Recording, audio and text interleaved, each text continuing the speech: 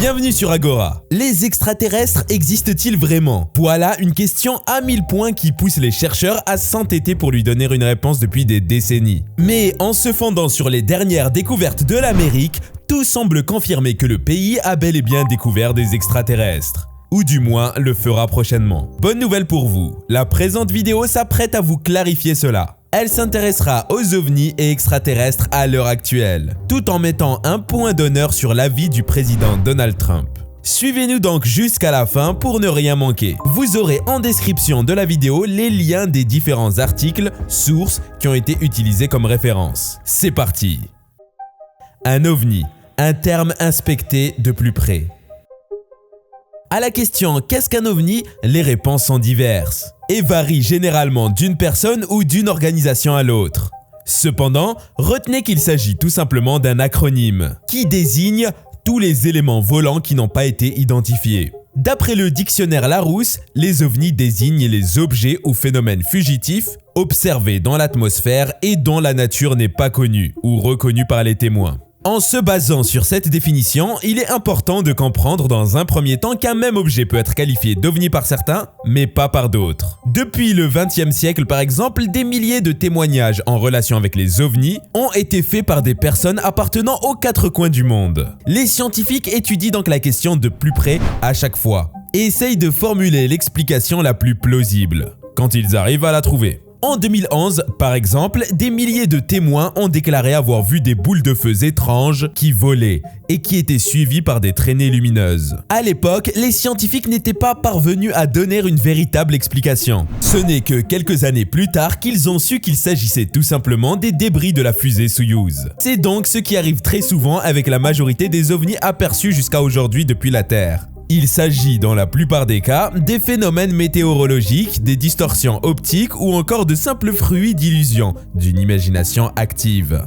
Dans certains cas, les ovnis signalés ont fini par s'avérer être des avions civils ou militaires. Pour les amoureux de l'histoire, le terme ovni tire ses origines du témoignage fait par le pilote Kenneth Arnold en 1947. En effet, l'homme a affirmé avoir aperçu 9 objets qui avaient tous la forme de galets et qui se déplaçaient dans le ciel à l'image des soucoupes. Très vite, il a été pris au sérieux par la presse qui a relayé l'information. Mais en employant les termes soucoupe volante, la nouvelle fait un boom au sein de la culture populaire.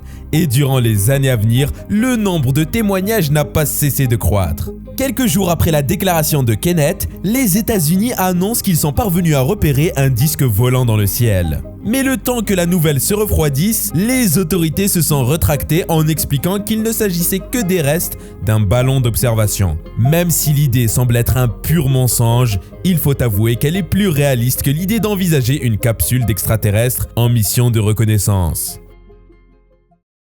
La zone 51. Là où les rumeurs édifient un empire aux extraterrestres.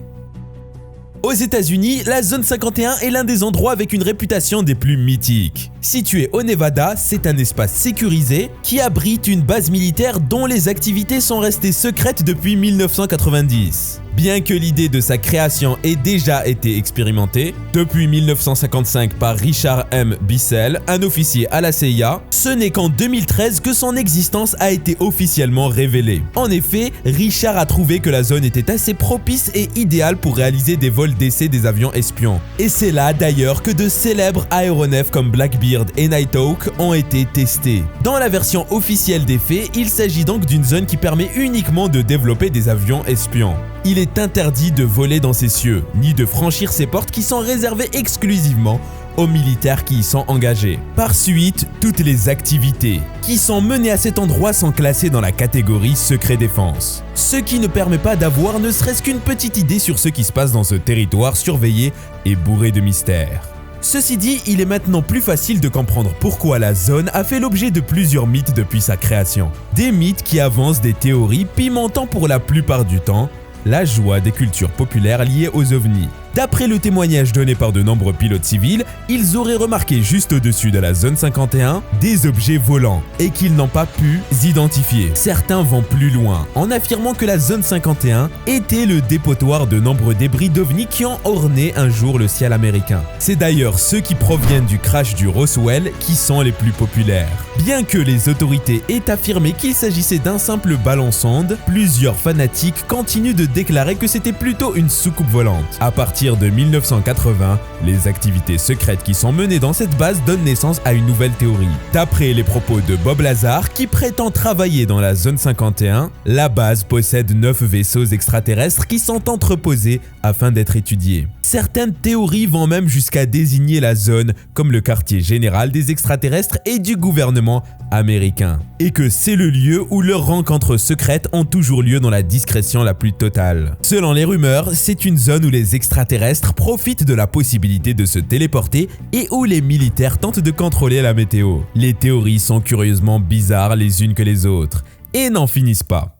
Un hacker a déclaré dans les années 2000 qu'il était parvenu à récupérer des documents de la NASA. D'après ses propos, l'agence spatiale posséderait une source d'énergie infinie qui provient des recherches qui ont été menées dans la zone 51. D'après un rapport divulgué par la CIA, les observations d'OVNI qui ont été dénoncées ont fait le buzz dans la période où l'armée faisait un test des U-2. À l'époque, le programme était totalement maintenu secret. Et il est évident que les témoins avaient de réelles difficultés à décrire ce qu'ils apercevaient dans le ciel. Pour garder le programme secret, l'armée a dû changer à plusieurs reprises la version des faits. Et c'est ce qui a nourri les différentes théories. Que déclare le Pentagone à propos des extraterrestres et des ovnis? Le 17 mai 2022, les responsables du Pentagone se sont prononcés de façon publique sur le sujet des extraterrestres, mais également et surtout sur les ovnis. En effet, en présence du Congrès américain, il s'est déroulé un débat dédié aux phénomènes aériens non identifiés. Au cours des discussions, il a été révélé que le nombre d'objets volants dans le ciel et qui sont non identifiés ou non autorisés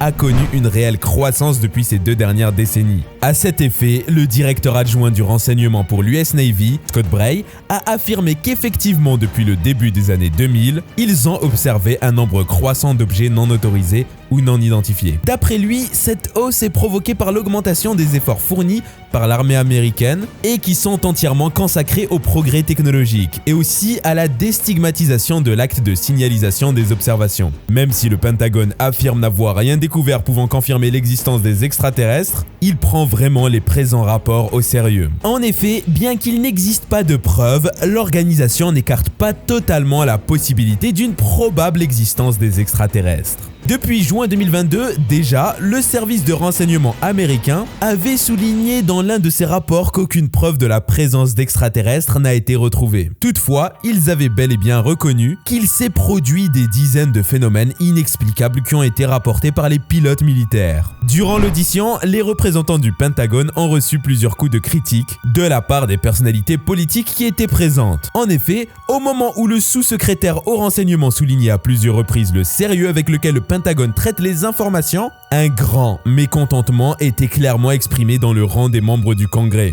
D'après le Washington Post, de nombreux fonctionnaires américains ont eu des échanges en privé et sont arrivés à la conclusion que les objets inconnus qui sont capturés dans le ciel ne pouvaient pas être des signes de présence extraterrestre.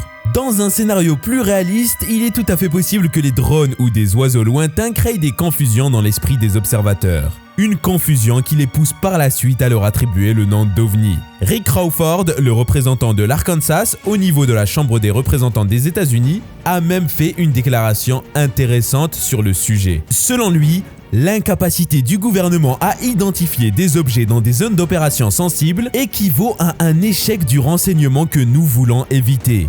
Il ne s'agit pas de trouver des vaisseaux spatiaux extraterrestres. Il a été soutenu par le président du comité du renseignement de la Chambre des représentants des États-Unis, Adam B. Schiff, qui a montré que le Pentagone ne joue pas réellement sa partition. Selon lui, lorsque des éléments inconnus ou incompréhensifs sont repérés dans l'espace aérien du pays, il faut que ceux qui protègent la population réalisent des enquêtes et puissent faire un rapport à la hiérarchie. Pour finir, le Pentagone a calmé la situation et a rassuré la présence, en assurant qu'elle met déjà en place un groupe de travail qui aura pour mission d'étudier les divers incidents de plus près. afin de recueillir plus d'informations, ce qui permettra sans doute d'identifier les éléments au plus vite. D'après le sous-secrétaire affecté au renseignement auprès du ministre de la Défense, les capteurs militaires seront désormais mieux calibrés afin d'enregistrer autant que possible des informations sur les phénomènes inconnus. Les extraterrestres, des créatures qui condamnent Donald Trump au silence.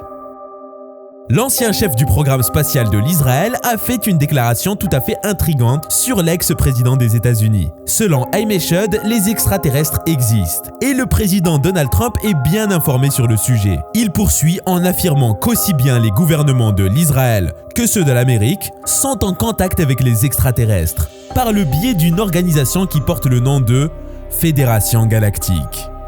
D'après cet homme qui a dirigé une station spatiale durant près de 30 années, la Fédération juge que l'espèce humaine n'est pas encore assez prête pour être mise en contact avec la civilisation qui existe au-delà de la Terre. Et c'est ce qui explique le fait que cette civilisation a pris les mesures nécessaires afin que l'ex-président américain ne dévoile pas leur existence et leur secret pour le moment. La phrase déclarée par l'homme au quotidien israélien Yedit Aharonot est claire et nette. Les extraterrestres ont demandé à ne pas annoncer leur présence car l'humanité n'est pas encore prête. Il poursuit toujours en affirmant qu'ils attendent que l'humanité évolue et atteigne un stade où ils auront une meilleure compréhension de ce que sont l'espace et les vaisseaux spatiaux. Et qu'il y a un accord entre le gouvernement américain et les extraterrestres qui ont signé un contrat pour mener des expériences sur les territoires terrestres. Cette révélation donne à coup sûr des frissons et soulève de nombreuses questions intérieures. Les crises actuelles, les pandémies, les virus en Afrique, serait-ce un plan mijoté par les extraterrestres qui nous étudient? Nous ne le savons pas et ne le saurons probablement pas prochainement. Le scientifique poursuit ses confessions et ce qu'il affirme par la suite est encore plus intriguant. D'après ses propos, les extraterrestres sont déjà sur Mars et ils ont même eu le temps d'y construire une base. C'est justement ce secret que Trump s'apprêtait à dévoiler au grand jour. Mais les extraterrestres de Mars lui auraient avancé cette phrase pour le dissuader. Attendez. Laissons les gens se calmer d'abord. La référence que l'homme politique a faite à la Fédération Galactique peut se traduire comme des allégations envers le Ground Crew Project. Il s'agit en effet d'un culte ufologique qui a été mis en place aux États-Unis dans les années 1980 et qui affirmait prendre les dispositions nécessaires afin de faciliter le contact entre la civilisation humaine et celle extraterrestre. D'après les idéaux de ce groupe, il reviendrait à la Fédération Galactique extraterrestre d'aider à la transition des humains vers un nouvel état où la civilisation est déjà fortement avancée. Pour conclure ses propos, l'homme a justifié son silence durant toutes ces années. C'est évident et il aussi le savait. S'il avait fait de telles déclarations il y a 5 années en arrière, la probabilité était très forte qu'il soit interné à cause de l'incrédulité qui aurait été engendrée. Les choses seraient même allées loin et auraient atteint les universités. Les étudiants auraient affirmé qu'il a perdu l'esprit. Cela entacherait à coup sûr sa réputation prestigieuse. Cependant, bien qu'Haim ait attendu tout ce temps, ses propos n'ont pas été pris au sérieux par le public. Des moqueries ont même été proférées de part et d'autre sur les réseaux sociaux. Il n'y a qu'une minorité qui semble être sur la même longueur d'onde que lui. Et si Donald Trump ne fait pas vraiment partie de l'espèce humaine? En affirmant que Trump était en contact avec les extraterrestres, Haim Eshed pensait sûrement avoir fait la pire accusation ou révélation possible. Mais on imagine encore sa surprise quand il a été informé de la théorie du peuple mexicain. En effet, dans l'anneau périphérique du pays, une grande affiche publique qui représente un dessin du président comme un extraterrestre infiltré a été postée sur les artères les plus fréquentées de la ville. Sur la photo, le politicien invitait les conducteurs à participer de plus belle à la croissance de l'Amérique, avec un visage aux couleurs bleues et rouges et des cheveux blancs, son index pointait un fond qui arbore les couleurs de son pays. D'après O'Connell, l'artiste auteur de l'œuvre, l'Amérique a peur d'afficher un tel panneau publiquement. Il parle ainsi, car la photo devait être au préalable posée dans l'une des villes de l'Amérique. Mais aucun propriétaire n'a accepté de signer contrat avec lui. Il a effectué des tentatives environ 30 fois dans les grandes villes comme Washington et Chicago. Selon ses dires, aucune entreprise américaine n'a voulu d'une collaboration parce que l'affiche aborde beaucoup plus qu'une dimension politique. C'est justement ces refus qui l'ont poussé à se tourner vers le Mexique, qui a été plus réceptive envers son offre. Cependant, il faut bien reconnaître que les Mexicains avaient déjà leur raison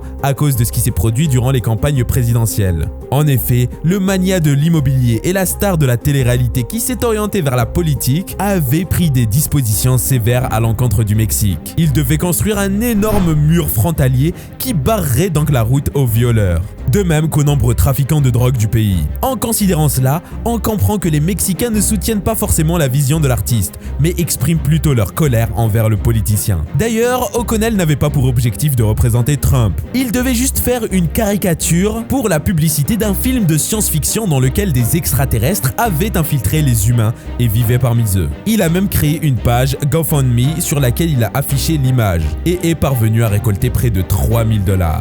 D'après les propos de George Alderete, artiste originaire d'Argentine, l'affiche de Trump est restée publiquement exposée durant environ un mois sur les artères principales du Mexique.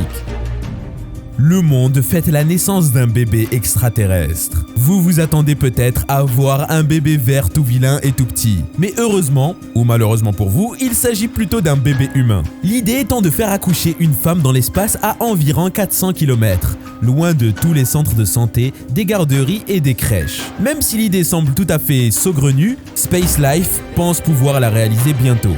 Basée aux Pays-Bas, la société recherche déjà des volontaires qui lui permettront de mettre son projet en application. Ainsi, d'après les programmes établis, une femme enceinte entourée de plusieurs médecins sera envoyée dans le monde lointain de l'espace, à bord d'une capsule spatiale. Grâce à l'exécution d'un tel projet, Space Life pense mettre au monde le premier humain extraterrestre de l'histoire. Durant environ les 24 voire 36 heures que va durer la mission, l'équipe du vaisseau donnera le meilleur d'elle-même afin de garantir la sécurité de la mère et de l'enfant. Naturellement, la mise en œuvre d'un tel projet suscite de nombreuses interrogations. Beaucoup se demandent sur l'intérêt qui se dégage d'un accouchement dans l'espace. À cette question, l'un des porte-parole de la société, Egbert Edelbroek, a répondu en affirmant que cet accouchement sera comme une police d'assurance pour l'humanité. Dans le cas où la Terre deviendrait invivable suite à une catastrophe, les humains auront la certitude qu'ils peuvent s'installer dans le monde extraterrestre et s'y reproduire. Toutefois, il faut souligner que jusqu'à l'heure actuelle, la science possède très peu d'informations sur les détails d'un accouchement au sein d'un espace en microgravité. Les tests effectués sur des souris en 1990 ont révélé des informations très intéressantes. En effet, les mammifères ont accouché après avoir passé une semaine loin de toute vie humaine. À la naissance, les petits avaient un système vestibulaire déficient. Cela a été observé au niveau du mécanisme de l'oreille interne qui aide les mammifères à mieux s'équilibrer et par conséquent à s'orienter. Toutefois, bien que tous les mammifères aient récupéré leurs facultés après quelques jours, les scientifiques sont arrivés quand même à la conclusion que la gravité est indispensable pour la bonne croissance des nourrissons. Voilà une information qui fait peur et qui montre que la naissance dans l'espace risque de ne pas être sans séquelles. Après tout, un extraterrestre ne doit pas forcément ressembler aux humains. Chers internautes, nous voilà à la fin de notre vidéo d'aujourd'hui. Comme d'habitude, laissez-nous vos impressions en commentaire. Donnez-nous votre avis sur les accusations envers Trump. Serait-il vraiment un extraterrestre ou en étroite collaboration avec eux? Quel autre secret cache la zone 51? Et enfin, que vous évoque l'idée d'un bébé extraterrestre? On s'impatiente déjà à lire vos réponses. En attendant notre prochaine vidéo, n'hésitez pas à consulter les autres déjà disponibles sur la chaîne pour faire durer le suspense.